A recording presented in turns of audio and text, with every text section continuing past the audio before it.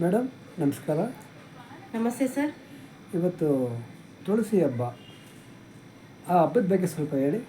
Sir, ತುಳಸಿ ಹಬ್ಬ ಅಂದರೆ ವಿಶೇಷವಾದ ದಿನ ಸರ್. ಇದರಲ್ಲಿ ಹೆಣ್ಮಕ್ಳಿಗೆ ಹಳ್ಳಿಗಳಲ್ಲಿ ತುಂಬ ಚೆನ್ನಾಗಿ ಆಚರಣೆ ಮಾಡ್ತಾರೆ.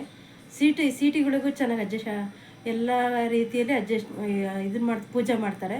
ನೀವು ಸ್ನೇಹಿತರೆ ಎಲ್ಲ ಏನು ಇದಾದರೂ ಲಕ್ಷ್ಮೀ ಪೂಜೆ ಮಾಡಿ ಮನೆಯಲ್ಲಿ ಸುಖ ಶಾಂತಿ ನೆಮ್ಮದಿ ಎಲ್ಲ ತಂದುಕೊಡ್ತಾಳೆ ಲಕ್ಷ್ಮಿ.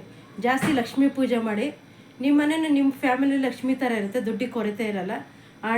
ಹಣ ಆಸ್ತಿ ಸಂಪತ್ತು ದೇವ್ರು ನಿಮಗೆ ಎಲ್ಲ ಕೊಟ್ಟು ಕಾಪಾಡಲಿ ಅಂತ ಈ ತುಳಸಿ ಹಬ್ಬದ ಪ್ರಯುಕ್ತ ನಾನು ಧನ್ಯವಾದಗಳನ್ನು ಅರ್ಪಿಸ್ತಾ ಇದ್ದೀನಿ ಸ್ನೇಹಿತರೆ. ಇಲ್ಲಿ ನೋಡಿ ಮೇಡಮ್, ನಮ್ಮ ಭಕ್ತಿ ಅದು ನಿಜವಾದ ಭಕ್ತಿ ಇದ್ದರೆ ನಮಗೆ ದೇವರ ಅನುಗ್ರಹ ಖಂಡಿತ ಇರುತ್ತೆ.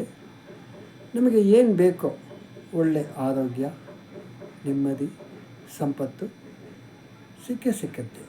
Thank you madam. Thank you sir. ನಿಮ್ಗೆ ಹೇಳಿದ್ದಕ್ಕೆ ನಿಮ್ಮಂಥ ಗುರುಗಳು ಈ ಕರ್ನಾಟಕದಲ್ಲಿ ಇರಬೇಕು. ನಿಮ್ಮಿಂದ ವಿದ್ಯೆ ಕಲ್ತಿರೋ ಎಲ್ಲ ಭವಿಷ್ಯ ಚೆನ್ನಾಗಿರಬೇಕು. ವಿದ್ಯೆ ಇದ್ರೆ ಲಕ್ಷ್ಮಿ ತಾನಾಗೇ ಬರ್ತಾಳೆ ಸರ್. ವಿದ್ಯೆ ಒಂದಿರಬೇಕು. ವಿದ್ಯೆ ಇದ್ರೆ ನಾವೆಲ್ಲಾದರೂ ಜಯಿಸ್ತೀವಿ. ವಿದ್ಯೆ ಬರಲಿಲ್ಲ ಅಂದರೂ ಅದನ್ನು ಕೇಳ್ಕೊಂಡಾರ ನಾವು ಕಲಿಯೋ ಕೆಪಾಸಿಟಿ ಇರುತ್ತೆ ನಮಗೆ. ಏಕಲವ್ಯ ಮುಂಚೆ ದ್ರೋಣಾಚಾರ್ಯ ವಿದ್ಯೆ ಕಲೀಲಿಲ್ಲ. ಅವರಿಗೆ ತಿರಸ್ಕಾರ ಮಾಡೋದು ಏಕಲವ್ಯಗೆ.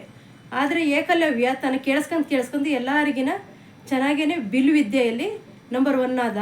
ನಾವು ಅದೇ ರೀತಿ ಬಡತನ ಸಿರಿತನ ಅನ್ಬೇಡದ ಸ್ನೇಹಿತರೆ. ವಿದ್ಯೆ ಕಲೀರಿ. ವಿದ್ಯೆಯಿಂದ ನಿಮ್ಮ ಬಾಳು ಬಂಗಾರವಾಗಲಿ ಅಂತ ನಾನು ಈ ತುಳಸಿ ಹಬ್ಬದ ಪ್ರಯುಕ್ತ ನಾನು ಧನ್ಯವಾದಗಳನ್ನು ಅರ್ಪಿಸ್ತಿದ್ದೀನಿ. ನಿಮಗೂ ನಿಮ್ಮ ಕುಟುಂಬದವ್ರಿಗೂ ನನ್ನ ಕಡೆಯಿಂದ ನಮಸ್ಕಾರಗಳು. Thank you sir. ತುಂಬ ಥ್ಯಾಂಕ್ಸ್ ಮೇಡಮ್. ನಿಮ್ಮದು ಒಂದು ಮೆಚ್ಯೂರ್ಡ್ ಮಾತು.